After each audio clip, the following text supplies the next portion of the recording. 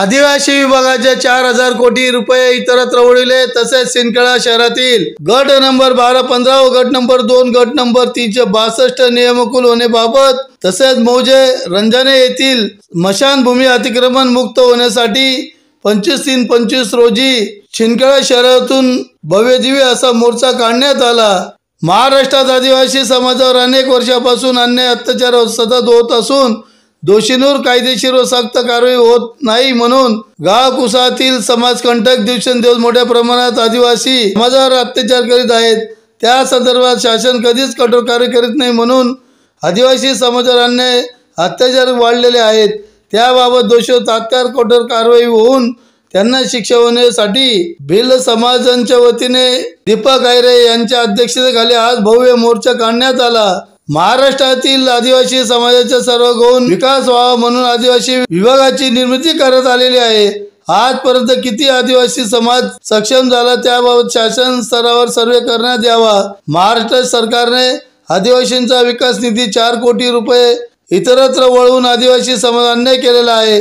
त्यामुळे ते नरक यातना भोगत राहतील अशी विवचना निर्देशनात येत आहे। सिंदखेडा जिल्हा धुळे गटातील सर्व नंबर 12-15 व गट नंबर 2 गट क्रमांक 362 हे आदिवासी समाजासाठी नियमकुल करण्यात यावा। नरडाणा तालुका सिंदखेडा येथील नदी काठावरील अतिक्रमण काढून त्या परिसराचे नैसर्गिक स्वरूपाचे सुशोभीकरण करण्यात यावे। आदिवासी भिल समाज विकास मंच शाखा नरडाणा यांच्या मार्फत आंदोलन मोर्चा उपोषण करून शासन स्तरावर पाठपुरावा करण्यात आला आहे। रंजाने तालुका सिंदखेडा जिल्हा धुळे येथे आदिवासी समाजाच्या स्मशानभूमीवर अतिक्रमण करण्यात आलेले आहे ते काढण्यात यावे। सिंदखेडा शहरातील संपूर्ण घन कचरा गोळा करून कुमरेज रोडवर आदिवासी वस्ती लगत जाण्यात येतो। धुराचे परिसर पसरतो।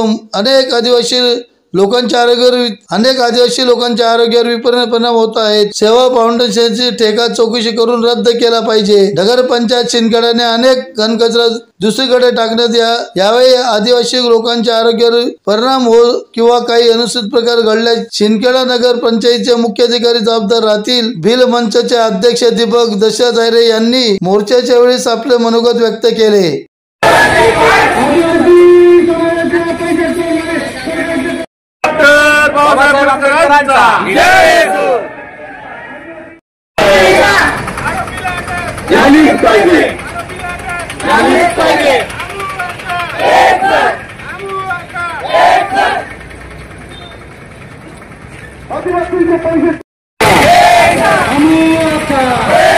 आदिवासी समाजाचे पैसे लुटणाऱ्या सरकारचे करायचे काय?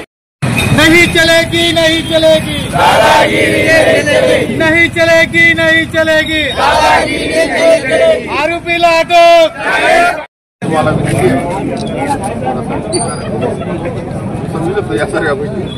परंतु विचार करो चिमटाळ्या धुळे रस्त्याला जे पेट्रोल पंप आहे तिथं जो आदिवासी कर्मचारी युवक कामाला होता त्याला जी मारहाण झालेली होती त्या मारहाणीच्या जे आरोपी आहेत त्यांना अटक करावी त्याच्यासाठी आणि मागच्या वर्षी म्हणजे आज 13 महिने झाले पूर्ण भाऊ जे विडदिलची घटना होती आदिवासी पोरीची हत्या करून तिला जंगलात फेकून दिलं होतं तो आजपर्यंत आरोपी अटक झालेला नाही।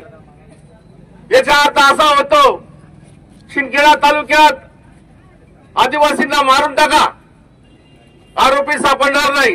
आदिवासींवर अन्याय करा काही होणार नाही कारण या सिंदखेडा तालुक्यात आका आहे। आका जसा बीडचा आका होता ना तसा या सिंदखेडा तालुक्यात आका आहे आणि त्या आकेचे सर्व बोखे माटलेले आहेत। गावागावात आदिवासींना दादागिरी मग तो कोळी असेल बिल्ला असेल दलित असेल छोट्या छोट्या समाजाचे लोक असतील या आकाने सांगून टाकलेलं आहे यांना जोडा मारा मी पोलीस स्टेशन आणि प्रशासन सांभाळून घेईल।